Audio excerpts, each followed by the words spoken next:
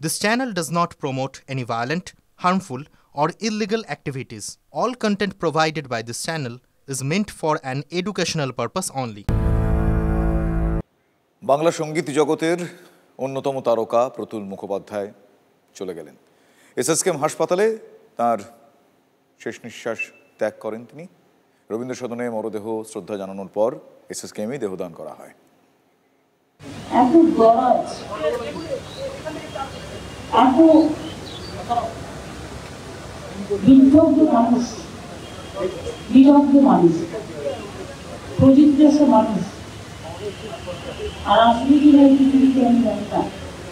প্রতুল মুখোপাধ্যায়ের সঙ্গে আমার সম্পর্কটা শুধু সঙ্গীত শিল্পী হিসেবে নয়, একজন সচেতন সমাজকর্মী হিসেবেও।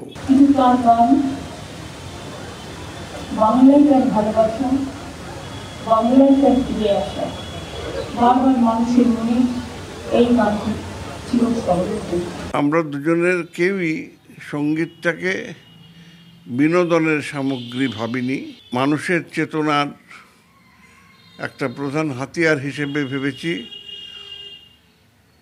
পরে কি হয়েছে সেটার কথা আমি বলতে পারবো না। আমি সেই পথে এখনো পদাতিক। উনি কখনো নিজেকে বিরাট বিদ্বান বা পণ্ডিত মনে করতেন না, কিন্তু আমরা জানি উনি অগাধ জ্ঞানের ভান্ডার ছিলেন। অনেক কিছুই করতে চাইতেন, অনেক স্বপ্নই ওনার ছিল, এবং সেই জন্য উনি নিজেও কখনো ভাবেননি যে এইভাবে হঠাৎ উনি চলে যাবেন। ওনার এতই স্পিরিট ছিল যে মানে উনি যখন উডবান ওয়ার্ডেও আছেন তখনও খাতা কলম আনিয়েছিলেন কিনে, তখনও লিখে যাচ্ছেন কি করবেন। স্তীমিত হয়ে এসছিল ওর সেই আলোর তেজ, সেই অগ্নিময় দিনগুলোর। ওঠো হে! দীর্ঘদিনের সহযোদ্ধাই বলবো, রঞ্জন প্রসাদের কাছেও চেনা প্রতুল কি অচেনা হয়ে গিয়েছিলেন? কথা শুনে অনেকটা তেমনই মনে হলো। প্রতুল মুখোপাধ্যায় গিয়েছিলেন ওঠো হে। তাঁর দেহদানের আগে এসএসকেএম কর্তৃপক্ষ শুধু উঠলেনই না, ছুটলেনও। এসএসকেএম এর ইউসিএম বিল্ডিং, এই ইউসিএম বিল্ডিং এই দেহদানের প্রক্রিয়া সম্পন্ন হবে রবীন্দ্র সদন থেকে। এখানেই আনা হবে প্রবীণ সঙ্গীত শিল্পীর দেহ, এবং তার আগে এই ইউসিএম বিল্ডিং ঢোকার যে মুখ, সেই মুখে পরিষ্কার অর্থাৎ সাফাইয়ের কাজ চলছে, পরিষ্কারের কাজ চলছে। যে দেওয়ালগুলো রয়েছে, দেওয়ালে দাগ রয়েছে, নীল সাদার ওপরে মলিন দাগ রয়েছে, সেই সমস্ত দাগ জলের তোড়ে ধুয়ে ফেলার চেষ্টা করা হচ্ছে। এখানে ইট রাখা ছিল, সেই সমস্ত ইটগুলোকে ট্রলি ভ্যানে তুলে সেগুলোকে সরানোর কাজ চলছে। ক্যান্টিন রয়েছে এখানে, ইউসিএম এর ক্যান্টিন, ইউসিএম বিল্ডিংয়ের নিচে ক্যান্টিন রয়েছে, তাদের অনেক আসবাবপত্র ছিল, সেগুলো এক এক করে সরিয়ে ফেলা হচ্ছে। আপনারা ঠিক কি কাজ করছেন এখন? এখন পরিষ্কারের কাজ করছি। কি পরিষ্কার হবে? এই তো র্যাম্প পরিষ্কার হলো, শরীর টরি সব পরিষ্কার করা হচ্ছে। ভিভিআইপিরা আসবেন, এবং সেই কারণেই যুদ্ধকালীন তৎপরতায় ইউসিএম বিল্ডিং এর মুখে পরিষ্কারের কাজ চলছে, যাতে ভিভিআইপিদের নজরে না পড়ে যে ঠিক কি অবস্থায় ছিল এই ইউসিএম বিল্ডিং। এবং এই যে জল এখানে জমছে একবারে ঢোকার মুখে, সেই জল জমার জায়গায় সেখানেও এই জলের উপরে বালি, এখানে বালি আনা হয়েছে, এখানে সিমেন্ট রয়েছে, বালি রয়েছে, যাতে দ্রুততার সঙ্গে এই সিমেন্ট এবং বালি, এইখানে যে গর্তটা রয়েছে, এখানে কি কাজ হবে? এখানে কি কাজ হবে এগুলো দিয়ে? এগুলো এটা ফিলিং করা হবে। এখানটা খালে জল জমে যাচ্ছে, যার কারণে এটা পুরো ফিলিং করে দেওয়া হবে। এখন পুরো প্লেন করে দেওয়া হবে, মানে যে খানাখন্দ রয়েছে সেটা বুঝিয়ে ফেলা হবে। হ্যাঁ, এটা বন্ধ করে দেওয়া হবে। হ্যাঁ, এই যে জলটা জমছে, যাতে জলটা না জমে, তার কারণে এটা সিমেন্ট, বালি, মশলা দিয়ে, পাথর দিয়ে পুরোটা ফিলিং করে দেওয়া হবে। আজই কেন? কি করে বলি আজই কেন? না, আজই কেন? এটা তো এতদিন ধরে পড়ে রয়েছে, এটা আজ কেন নজরে পড়লো? এখানে পূর্ত দপ্তরের আধিকারিকেরা রয়েছেন। এখানটা কি হবে এখন? কি হবে? না, আজই কেন এই খানাখন্দ ভরে ফেলা হচ্ছে? প্রতুল মুখোপাধ্যায়ের দেহ আসবে বলে? না, এটা এমনি ঠিক হচ্ছে, দাঁড়ান। এখানে যে খানাখন্দ রয়েছে ইউসিএম এর ঢোকার মুখে, ভিভিআইপিরা আসবেন, ঢোকার মুখে এই যে খানাখন্দ, এই খানাখন্দ দেখে ভিভিআইপি বিরক্ত হতে পারেন, সেই জায়গার সেই জায়গা থেকে সেই কথা মাথায় রেখে একেবারে যুদ্ধকালীন তৎপরতায় ইউসিএম বিল্ডিং, যেখানে প্রতুল মুখোপাধ্যায়ের দেহ থাকবে, সেই ইউসিএম বিল্ডিংয়ের সামনের যে মুখ, সেই মুখ এখানে পরিষ্কার করা হচ্ছে, যে দেয়াল ধোয়া হলো। এখন দেখা যাচ্ছে যে মলিন যে দাগ রয়েছে, সেই মলিন দাগ পুরো একদম ডিটারজেন্ট দিয়ে তারা ব্রাশ দিয়ে, হারপিক দিয়ে, যে ডিটারজেন্ট দিয়ে পর কেমিক্যাল দিয়ে তারা তোলার চেষ্টা করছেন সাফাইয়ের, যাতে এইগুলো উঠে যায়। আর সেই কাজ চলছেন এখানে যুদ্ধকালীন তৎপরতায়, সেই সমস্ত দাগ তারা মোছার চেষ্টা করছেন। এতদিন এই অবস্থাতেই সেখানে ছিল, এই যে নীল সাদা, তার উপরে পানের পিক, গুটকার পিক, সেই সমস্ত দাগ ছিল। প্রতুল মুখোপাধ্যায়ের দেহ এখানে দান করা না হলে এই খানাখন্দ আদৌ বুঝতো কিনা সেটাই প্রশ্ন। নিজস্ব সুখ দুঃখে চাপা পড়ে যেতে যেতে নিজের ভিতরে শুনি নিজের কণ্ঠস্বর। ওঠো হে, ওঠো হে, দরজা জানলা খুলে সময়ের ঝুঁটিটা এই বেলা শক্ত মুঠোয় ধরো। ওঠো হে,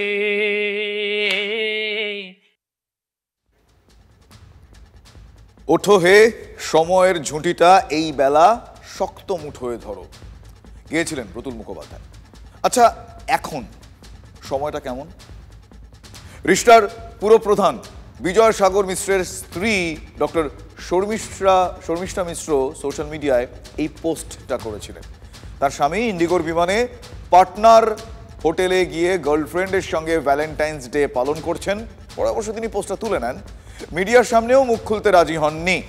এর আগে তিনি চন্দননগর পুলিশ কমিশনারেটে অভিযোগ করেছিলেন তার স্বামী মাধ্যমিক পাশ না করা প্রেমিকাকে রিষ্টার জওহরলাল নেহেরু প্রাইমারি স্কুলে শিক্ষকতার চাকরি পাইয়ে দিয়েছিলেন। এরকম আরো অনেক বেনিয়মের অভিযোগ রয়েছে। বলেছে যে স্বামী যোগ্যহীনদের চাকরি দিয়েছে শিক্ষা দপ্তরে, এবং এই কেসে মানে এই যে জালিয়াতি হয়েছে তাতে তার স্ত্রী, তার স্বামীও যুক্ত। শাসক দলের শীর্ষ পদে তিনি জানিয়েছিলেন, কিন্তু কোনো ব্যবস্থা নেওয়া হয়নি। তারপরেই বলতো জানি না, যেটা নিয়ে রিষ্টার পুরপ্রধানের স্ত্রী তিনি বলছেন তার স্বামী বেআইনিভাবে প্রাথমিকে নিয়োগ করেছেন। মুখপাত্র বললেন তিনি জানেন না। আবার প্রাথমিকে নিয়োগ দুর্নীতি নিয়ে তিনি ফোঁস করে উঠলেন। একটা জিনিস প্রমাণিত যে এইসব সুপারিশে বিজেপির লোকেরাও আছে। আসলে গতকাল কোর্টে জমা দেওয়া সিবিআই এর নথি নিয়ে জল এখন অনেকটাই ঘোলা হয়ে গিয়েছে। 2016 প্রাথমিকে নিয়োগের জন্য কোন কোন মাতব্বর সুপারিশ করেছিলেন তার তালিকা, ডিটেল তালিকা, লিস্ট। সুপারিশ তো নয়, রাজ্যের শিক্ষা ব্যবস্থাকে খুন করার ওই সুপারি বলে, এটা তাই অনেকটা। আদালতে বেশ কিছু নথি জমা দেওয়া হয়েছে এবং তুলে দেওয়া হচ্ছে সে সমস্ত নথি সব অভিযুক্তদের কাছে, এবং সেই নথিতেই দেখা যাচ্ছে যে দিব্যেন্দু অধিকারী তৃণমূল সাংসদ, 2016 সময় তিনি তৃণমূল সাংসদ ছিলেন, সেই সময় প্রায় 20 জনের চাকরির জন্য সুপারিশ পাঠিয়েছিলেন পার্থ চট্টোপাধ্যায়ের কাছে। ওই প্রাথমিক চাকরির সুপারিশ নিয়ে একটা কথা হচ্ছে। No comments. তার পাশাপাশি বর্তমানে বিজেপিতে রয়েছেন বিজেপি নেত্রী সেই সময়কার ভারতী ঘোষ, তিনিও 4 জনের চাকরির জন্য সুপারিশপত্র পাঠিয়েছিলেন। সিবিআই যখন আমার নামটা পেলো, উচিত ছিল সিবিআই আমাকে ডেকে জিজ্ঞাসাবাদ করা, কোনো জিজ্ঞাসাবাদ করেনি, কিছু করেনি। এসপি টেনিওরে হাজার হাজার মানুষের উপকার করেছি, আমার রেকমেন্ডেশন সবসময় আমি করেছি, কিন্তু আইনের গণ্ডির মধ্যে। সুতরাং এই যে রেকমেন্ডেশন 4 জনের বলছে, এটা কি আইনি রেকমেন্ডেশন, মানে যেটা করা যায় এসপির জায়গায় বসে, না বেআইনি রেকমেন্ডেশন যেটা দুর্নীতির মধ্যে পড়ে, সেটা ক্লিয়ার করুক। তার পাশাপাশি শিউলি সাহা, এমনকি মমতা ঠাকুর, তিনিও 20 জনের সুপারিশপত্র পাঠিয়েছিলেন পার্থ চট্টোপাধ্যায়ের কাছে। এই ধরনের কাজ আমি কোনোদিন করি না, করিও না। আমার কোনো প্যাডে পাইনি, আমি যা খোঁজ খবর নিয়েছি এবং যা দেখাচ্ছে, একজন এমএলএ এর প্যাড, তাতে লেখা আছে শিউলি সাহা, রেফারেন্স সুমুখ করে কারোর নাম নেই। কে শিউলি সাহা? এমএলএ শিউলি সাহা। পার্থ চট্টোপাধ্যায়ের কাছে সেই সমস্ত সুপারিশপত্র পাঠানোর পর পার্থ চট্টোপাধ্যায় সেই সমস্ত সুপারিশ বা সেই নামের তালিকাগুলো পাঠিয়ে দিতেন মানিক ভট্টাচার্যের কাছে। মানিক ভট্টাচার্য সেই সময় প্রাথমিক শিক্ষা পর্ষদের সভাপতি, তার কাছে পাঠিয়ে দেওয়া হয়েছিল এবং 321 জনের মোট সুপারিশপত্র পাঠানো হয়েছিল। তার মধ্যে 130-এর কয়েকজন বেশি তাদের চাকরি হয়েছিল। সেই সুপারিশ থেকে সেই নথি এবার সরাসরি আদালতে জমা দিল সিবিআই। শুধু এই কজন নন, আদালতে জমা দেওয়া সিবিআই এর তালিকায় নাম আরও আছে। নির্মল ঘোষ, বীণা মণ্ডল, শওকত মোল্লা, রমেন্দ্রনাথ বিশ্বাস, রাজ চক্রবর্তী, গুলশান মল্লিক, শ্যামল সাঁতরার নামও রয়েছে। এটা একটা ফালতু কথা। আমি 2014 সালে জুন মাসে বিধায়ক হয়েছি, সুতরাং তার আগের ঘটনা এটা। কার সুপারিশ করেছে এগুলো প্রকাশ্যে আনা উচিত। আর যদি সুপারিশ করে থাকি সে তদন্তকারী সংস্থা জিজ্ঞাসা করতে বলবে। চলচ্চিত্র পরিচালক, প্রযোজক, বিধায়ক রাজ চক্রবর্তীর প্রতিক্রিয়া, কোথাও ভুল বোঝাবুঝি হয়েছে, সে সময় তিনি এমএলএও ছিলেন না।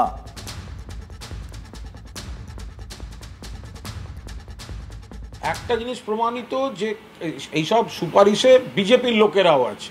একটা কমন ফ্যাক্টর, সবাই তৃণমূল ছিল তারা। তো তারা নিশ্চয়ই এই কারণেই সব টিজেপিতে চলে গেছিল। তারা জানতো এগুলো আজ না হলে কাল বেরোবে, যদি বাঁচা যায়। দেখুন, রত্নাকর যদি বাল্মীকি হয়ে যায়, তিনি তো রামায়ণও লেখেন। বিজেপির যারা এই সমস্ত অভিযোগের আঙুল তুলছে তারা নিজেরাই কাঁচের ঘরে বসে ঢিল ছুটছিল। আরেকটা জিনিস প্রমাণ হয়েছে, সিবিআই নিরপেক্ষ, তাই নিয়ে আর যেন তারা অন্যরা কেউ প্রশ্ন না তোলে। আরও বিজেপির আরও লোক ছিল কিনা এবং সিবিআইকে ব্যবহার করে তাদের নাম ধামাচাপা দেওয়া হচ্ছে কিনা 2-4 জনকে সামনে ফেলে দিয়ে, সেটাও কিন্তু দেখার। সিবিআই এর নিরপেক্ষতা নিয়ে প্রশ্ন করতে গেলে এবার দুবার ভাবতে হবে। আমাদের কাছে মানে এরকম অভিযোগও তো বিজেপির মধ্যে থেকেই উঠছে, যেখানে আরও নাম থাকার কথা। কি কাণ্ড বলুন! সিবিআই এর জমা দেওয়া তালিকায় শাসক বিরোধী দু দলের নেতাদেরই নাম আছে। সে সময় অবশ্য সবাই তৃণমূলে ছিলেন, এটা কমন ফ্যাক্টর। লিস্টে প্রাক্তন এসপি, এখন বিজেপির সর্বভারতীয় কমিটির সদস্য ভারতী ঘোষ যেমন আছেন, তেমনই আছেন শুভেন্দু অধিকারীর ভাই দিব্যেন্দু অধিকারী। শুভেন্দু সুকান্তদের একটা ব্যাখ্যা আপনাদের শোনাবো এবার, চমৎকার ব্যাখ্যা বলতে পারেন, শুনুন। নতুন নয়, এটা 2-2.5 বছর আগের পচা জিনিস বেরিয়েছে। সেই পাত্রে আকার ধারণ করে নেতারা হচ্ছে তাই, মানুষও তাই, নেতাও তাই, নেতাও তো মানুষ। আপনারা যাদের নাম বলছেন তারা তখন এমপি এমএলএ থাকতে পারেন শাসক দলে, সেই সুবাদে লিখেছিল। তারা তখন বিজেপি করতো না। তৃণমূল কংগ্রেসে থাকলে তাকে তৃণমূল কংগ্রেসের পলিসি অনুসারে কাজ করতে হবে। তৃণমূল কংগ্রেসের সর্বময় নেত্রী যদি বলে থাকেন যে লিস্ট দিন, তো লিস্ট দিয়েছে তারা। যারা আজকে বিজেপির 2-3 জনের নাম আপনারা যারা এসেছে, তাদের সুপারিশে একজনেরও নিয়োগ হয়নি বা তাদেরকে ডেকে সিবিআই কে জিজ্ঞাসাবাদ করার প্রয়োজনও মনে করেনি। সিবিআই এর দেওয়া তালিকায় বিজেপির 2 নেতার পাশাপাশি একাধিক তৃণমূল কংগ্রেস নেতার নাম রয়েছে। মুখপাত্রর জবাব সেটাও চমৎকার, দায়ে দলের নয়। তার মুখ থেকে শুনুন। তাদের নাম সিবিআই দিয়েছে, তারা এর ক্লারিফিকেশন দেবেন। এর সঙ্গে তৃণমূল কংগ্রেস কেন এর ক্লারিফিকেশন দেবে? আমি বলছি তো বিজেপি নেতাদের নাম আছে, বিজেপি নেতাদের তো বলতে হবে। এবার আসলে এই বঙ্গ রাজনীতিতে কতই রঙ্গ যে ঘটে, কি আর বলবো আপনাদের। চমকে যাওয়াও আমরা আজকাল ভুলে যাচ্ছি। হ্যাঁ, এটা খুব মন থেকে বললাম। আর মালদা, সেদিকে যদি দেখি তাহলে ওই ঘটনার ঘন ঘটা আমরা বলি না, একটার পর একটা ঘটনা ঘটছে। এই কদিন ধরে বিধায়ক সাবিত্রী মিত্রকে নিয়ে যেই চর্চা চলছে, মানে জোর চর্চা, সে কারণেই আমি এই কথা বলছি। তিনি অভিযোগ করেছিলেন, আপনাদের নিশ্চয়ই মনে হয়েছে, যে তাকে টার্গেট করা হচ্ছে। তিনি এই অভিযোগ করেছিলেন। তার বিরুদ্ধে খুনের ছক কষা হয়েছে, এই অভিযোগও সাবিত্রী করেছিলেন। তিনি অনড় ছিলেন তার অভিযোগে, মারাত্মক অভিযোগ, এটা নিঃসন্দেহে আমার আর বলার অপেক্ষা রাখে না। আর এবার তার গাড়ি যিনি চালান, তার গাড়ির চালক, তাকে কেউ বা কারা আক্রমণ করে। আক্রমণ বলে আক্রমণ নয়, পরপর ছুরির কোপ, ভয়ঙ্কর ঘটনা। আর এটা ঘটলো ওল্ড মালদার নারায়ণপুর বিএসএফ যে ক্যাম্প রয়েছে, সেই ক্যাম্পের কাছে। দেখুন একবার, শুনুন তার মুখেও। হঠাৎ করে দেখি 3-4 জন বারবার ঘোরাঘুরি করে NH-34-এর সামনে, আমাদের ওল্ড মালদা ব্লকের সামনে। আমি ওকে জিজ্ঞাসা করতে গেলাম, ভাই এত রাতে তুই এখানে কী করছিস? ওরা মুখ ঢেকেছিল, জানি না কী কারণে ওরা কেন ঘোরাঘুরি করছিল সেটা আমি বলতে পারবো না। আমি জিজ্ঞাসা করতে যাই, ওরা আমাকে পিছন থেকে 2-4 জন মিলে এসে ফ্যামিলিকে আমি বললাম তুমি এগো আমি যাচ্ছি, পিছন থেকে চাকু বের করে আমার পিছনে বারবার ওয়ার করতে লাগলো। তারপরে আমি ওখান থেকে সঙ্গে সঙ্গে কোনো রকম ওখান থেকে দূরিয়ে পালাই আমি ওই অবস্থায়। বিয়ে বাড়ি থেকে আসছিলাম, আস্তে আস্তে মানে ও গাড়িটা রাখছিল, আমাকে বললো তুমি এগো। আমরা সামনে হাঁটছিলাম, এবার পিছনে এই ঘটনাটা যে ঘটেছে আমার কিছু আইডিয়া নেই। তারপরে ও যখন চিৎকার করতে লাগে তখন আমি ঘুরে গিয়ে ওকে করে দিই। কি অবস্থা দেখলেন ঘুরে গিয়ে? তখন পুরো দেখি যে ব্লাড ফ্লাড বেরোচ্ছে, একবারে পুরো পিঠের এখানে চাকু মেরে দিয়েছে। তার ড্রাইভারকে আক্রান্ত হয়ে হাসপাতালে ছুটতে হলো, এত রক্ত ঝরলো, প্রাণ নিয়ে টানাটানি এক প্রকার। বিধায়ক নিশ্চয়ই খুব চিন্তায় রয়েছেন। কি কারণে ঘটেছে, কি জন্য ঘটেছে, টোটাল ব্যাপারটা পুলিশ তদন্ত করে দেখো। কারণ এই ঘটনাটা পুলিশ তদন্ত অলরেডি করছে, কোনো দিন করে চলছে। আগের ঘটনাটা আগের ঘটনা মানে তার ওপর যে হামলার অভিযোগ উঠেছিল সেটা, এবার তার ড্রাইভারকে ছুরি মারা হয়েছে। আর এই দুটো ঘটনা নিয়ে না দুয়ে দুয়ে চার করছেন অনেকে, ইন্টারলিঙ্কড কিনা, সম্পর্ক আছে কিনা এই প্রশ্নগুলো উঠছে। তবে বিধায়ক সেই দলে পড়েন না, তিনি সেই বিষয়টা কিভাবে দেখছেন বা কি বলছেন তার মুখ থেকেই শুনুন। ও রাস্তায় চলার পথে অনেক কিছু হয়, ওর কি রিলেশন কার সাথে আছে, কি বৃত্তান্ত, ও কি এক পুল কাদের সাথে ও মেশে, কি বৃত্তান্ত তো আমার জানা নেই। যা, এ তো বিধায়ক তার ড্রাইভারের ওপর হামলাকে একেবারে হেলা ফেলার বলে মনে করছেন। হ্যাঁ, তার কথা শুনে তেমনটাই, রাস্তায় অনেক কিছুই হয় তিনি নিজে বলছেন। তাহলে কয়েকদিন আগে রাস্তায় তার ওপর হামলার যে ঘটনা, যে অভিযোগ তিনি করেছিলেন, সেটা অন্য কেস, রাজনৈতিক অ্যাঙ্গেল রয়েছে তাতে। আর ড্রাইভারের বেলায় সব জলভাত। আপনাদের অনেকের মনে আছে, আমি আরও একবার মনে করিয়ে দিচ্ছি, সাবিত্রী মিত্র কি বলেছিলেন তার ওপর সেদিন সেই হামলার অভিযোগ নিয়ে। একবার মনে করাই আপনাদের, শুনুন। এরা আমাদেরকে প্রথমটা ধাক্কা মেরে আমরা হয়তো পড়ে গেলে গর্তে এরা গুলি টুলি চালাতো, আর না হলে এরা পরবর্তীকালে থামিয়ে আমাকে চারদিক থেকে গাড়িটা ঘেরতো। এই জন্য এরা আমার সামনে থেকে আপনাকে ঘিরে ধরে গুলি মারার পরিকল্পনা ছিল। হ্যাঁ হ্যাঁ, গাড়িতে ধাক্কা মারার, ফলো করার অভিযোগ, আর সেখান থেকে সোজা গুলি মারার ছক, সব জেনে ফেলেছিলেন বিধায়ক। একদম জলের মতো স্পষ্ট ছিল তার কাছে কি কি হতে চলেছিল তার সঙ্গে, তিনি এমনটা মনে করেছিলেন। আর এখন কি এই গোটা বিষয়টা তার কাছে কিছুটা হলেও বা খানিকটা বা অনেকটা অস্পষ্ট ঠেকছে। আমার উপরেও হামলা হয়েছে কিনা সেটা তো পুলিশ তদন্ত করে দেখছে, আর ওটাও কি হয়েছে সেটাও দেখছে। এবং এটার সঙ্গে আমার মনে হয় না যে আমার ঘটনার সাথে এই ঘটনা কোনো রিলেটেড আছে। আসলে মুশকিল কি বলুন তো, আমি ঠোঁট কাটা, আমি ওইভাবে রাগঢাক করে তো আর কিছু বলতে পারি না। এই যে ক্ষণে ক্ষণে দাবি দেওয়ার রং বদলে যাচ্ছে বাংলায়, এটা মাঝে মধ্যে খুব অদ্ভুত ঠেকে। এটা ভুললে চলবে না। মালদা নিয়ে কথা হচ্ছে, সেখানে মুখের কথার আগে বন্দুকের ট্রিগার কিভাবে চলে, সাম্প্রতিক ঘটনা আপনাদের মনে টাটকা রয়েছে।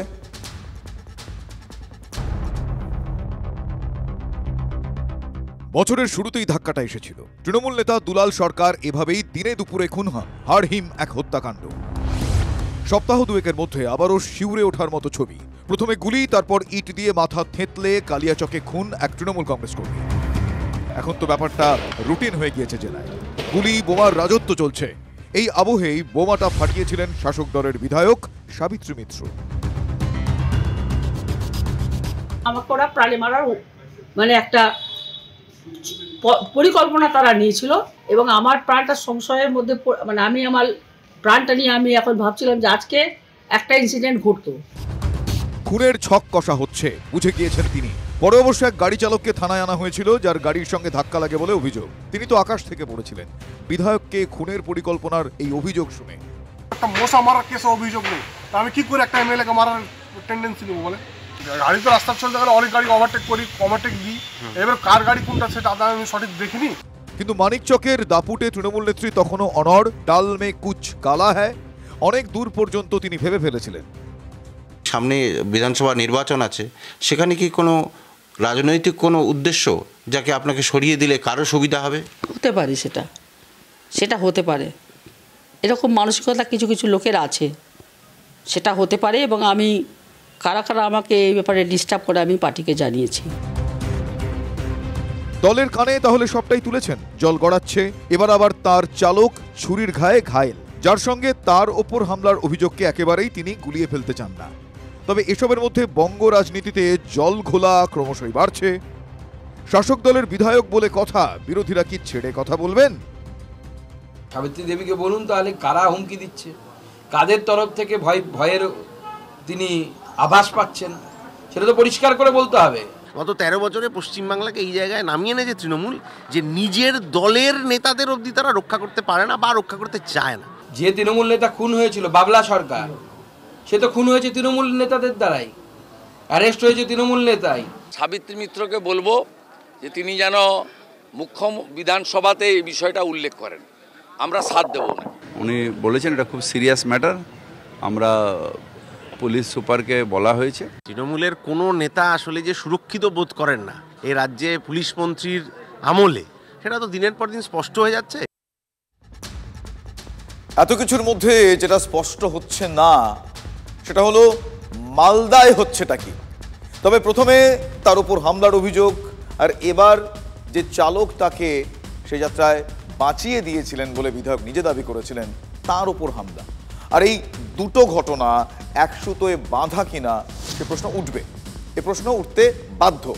একটার পর একটা এই ঘটনাগুলো ঘটেছে, শেষে এতেও কি শাসক দলেরই কোন দল কাঁটার ছবি বেরিয়ে আসবে, এই প্রশ্ন আমি করতে বাধ্য হচ্ছি। বিরোধীদের খোঁচাখুচি কিন্তু জারি আছে।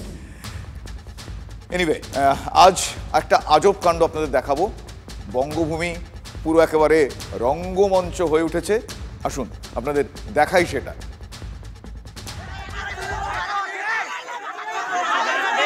স্কুলের সামনে মাধ্যমিক পরীক্ষার্থীদের বিক্ষোভ। কেন বিক্ষোভ? পরীক্ষায় টোকাটুকি করতে দিতে হবে, একে অপরেরটা তারা দেখে লিখবেন, এই দাবি। বিক্ষোভকারী পড়ুয়ারা এই দাবিতে সোচ্চার হয়েছেন। রঘুনাথগঞ্জের এক পাবলিক স্কুল, নামেই বেসরকারি স্কুল, পড়ুয়ারা সেখানে একেবারে হুলস্থুল বাঁধিয়ে দিয়েছেন তাদের দাবিতে। কি দাবি? টুকতে দিতে হবে। স্কুলের কর্মীদের বিরুদ্ধে 4 বিক্ষোভকারীকে মারধরের অভিযোগও উঠেছে।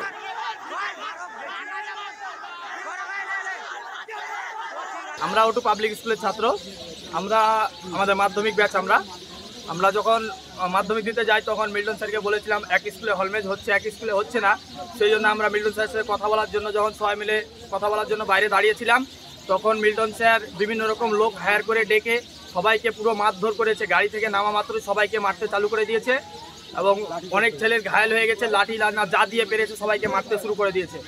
এবং আমাদের কয়েকটা বন্ধু অনেক অসুস্থ, এখন তাদেরকে আমরা অ্যাডমিট করলাম। দাবিটা ছিল একই স্কুলের ছেলেরা হল ম্যানেজ হিসাবে পরীক্ষা দিচ্ছে। কোন স্কুলে হল ম্যানেজটা কোন স্কুলে হচ্ছে? কেকেএস স্কুলে, জুলিয়ান। এবং ভাঙাবাড়ি হাই স্কুলের ছেলেরা কোনোই সুবিধা পাচ্ছে না।